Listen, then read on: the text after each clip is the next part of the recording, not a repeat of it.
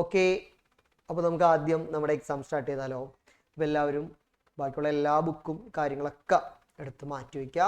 Exam എഴുതുന്ന book മാത്രം എടുത്ത് ടേബിളിൽ വയ്ക്കുക. എക്സാം എഴുതുന്ന പേന, മാർക്ക് ഇടാനുള്ള പേന, അതൊക്കെ സെറ്റ് ചെയ്ത് വയ്ക്കുക. ഓക്കെ ഓക്കെ അപ്പോൾ ഞാൻ എൻ്റെ ക്വസ്റ്റ്യൻ ഷെയർ ചെയ്യാണ്. വേഗം ക്വസ്റ്റ്യൻ എന്ത് ചെയ്യാം, എല്ലാവരും നോട്ട് ചെയ്യാം. ഒന്നാമത്തെ question, what is liberalisation and what is the purpose of liberalisation implemented in India? എന്താണ് ഉദാരവൽക്കരണം? ഇന്ത്യയിൽ ഉദാരവൽക്കരണം നടപ്പിലാക്കിയ സാഹചര്യം എന്ത്? 4 മാർക്ക് കേട്ടോ, അതിന് 4 മാർക്ക്. അടുത്തത്, which are the major sector that were reformed under liberalisation in India? ഉദാരവൽക്കരണത്തിൻ്റെ ഭാഗമായി ഇന്ത്യയിൽ മാറ്റം വരുത്തിയ പ്രധാന മേഖലകൾ ഏതെല്ലാം? ആ മേഖലകളുടെ പേര് മാത്രം എഴുതിയാൽ മതി, ഹെഡിങ് മാത്രം എഴുതിയാൽ മതി, അത് എക്സ്പ്ലെയിൻ ചെയ്യേണ്ട. ആ മേഖലകൾ ഏതാണ്? ഒരു 4 മേഖലകൾ എഴുതി കഴിഞ്ഞാൽ 4 മാർക്ക് കിട്ടും കേട്ടോ. അടുത്തത്, what is delicensing in India after liberalisation? ഉദാരവൽക്കരണത്തിന് ശേഷം നടന്ന ഡീ ലൈസൻസിങ്, അതായത് ലൈസൻസിങ് ഒഴിവാക്കൽ, അതെന്തായിരുന്നു? അതിൻ്റെ പ്രത്യേകത എന്താണ്? അതിന് 2 മാർക്ക്.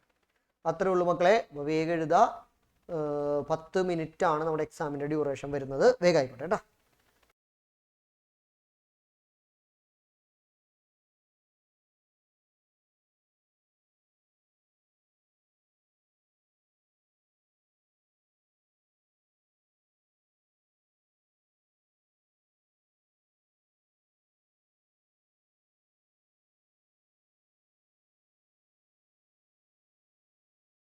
നമുക്ക് ആൻസർ ചെയ്യാം.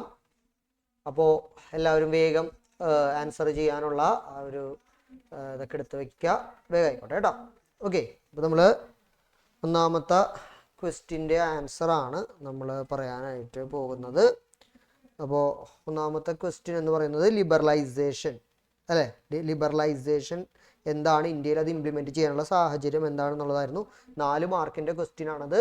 അപ്പോൾ നിങ്ങൾ ഇത്ര എഴുതിയാൽ മതി. Liberalisation means liberating the economy from government restriction on economic growth.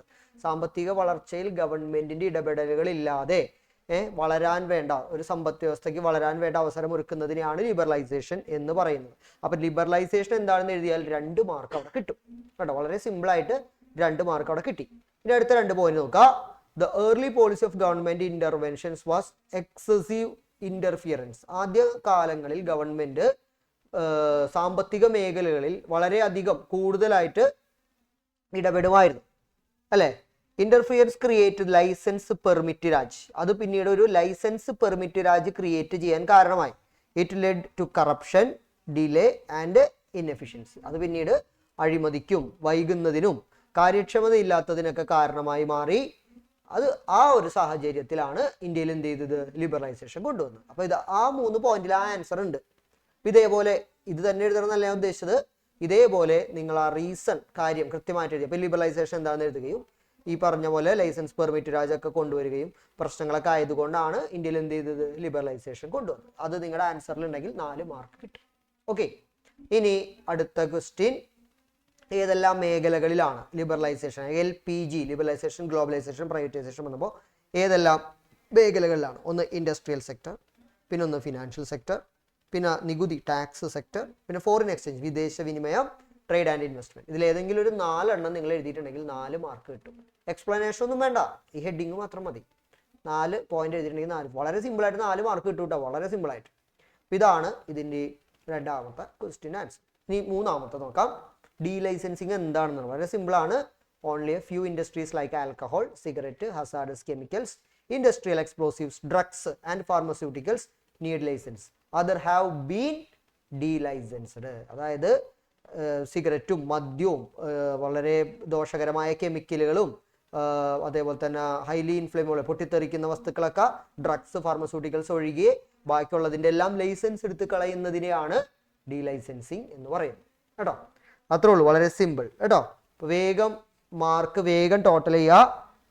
അവിടെ പാരന്റിനെ കൊണ്ട് സൈൻ ചെയ്യിക്കുക. അതേപോലെ തന്നെ നിങ്ങൾ 2 കാര്യം ചെയ്യണം. ഒന്ന്, നിങ്ങൾ ഇത് വിന്നേഴ്സിൻ്റെ ആപ്പിൽ കയറിയിട്ട് നിങ്ങൾക്ക് കിട്ടിയ മാർക്ക് നിങ്ങൾ എന്ത് ചെയ്യണം? എൻ്റർ ചെയ്യണം. അതേപോലെ തന്നെ ഇത് ഫോട്ടോ എടുത്ത് മാർക്ക് അയക്കുന്ന നമ്പറിലേക്ക് അയക്കുകയും വേണം. ഇതിന് വേണ്ടിയിട്ട് 2 മിനിറ്റ് നിങ്ങൾക്ക് തരുന്നുണ്ട്. വേഗം ആയിക്കോട്ടെ കേട്ടോ.